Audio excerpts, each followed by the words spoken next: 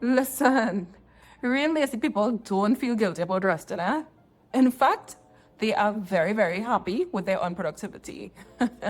So if you waste a lot of time, but then you turn around and you feel very guilty and anxious about it, I'll go out on a limb and say that you're not really lazy. However, there is something else that you should be paying attention to with respect to how your brain works. I am Dr. Cherishe Alleyne, a psychiatrist, and I think that too many adults are wasting literal years of their life because of unproductivity. Unproductivity that is wrongfully hiding behind names such as laziness and lack of motivation. It's because of this that I've decided to do a month-long series on adult ADHD where I speak about the hidden signs of ADHD in adults. This is episode 1. So ADHD is short for Attention Deficit Hyperactivity Disorder.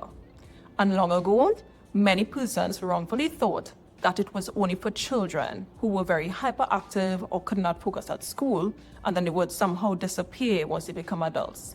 However, more recent research has been showing us that this is not the case. For some persons, ADHD follows them well into adulthood and continues to affect you even then. If you're an adult with ADHD, you'll likely spend a lot of your life dilly-dallying and wasting time despite knowing you have things that you urgently need to finish. But you found it difficult to get started.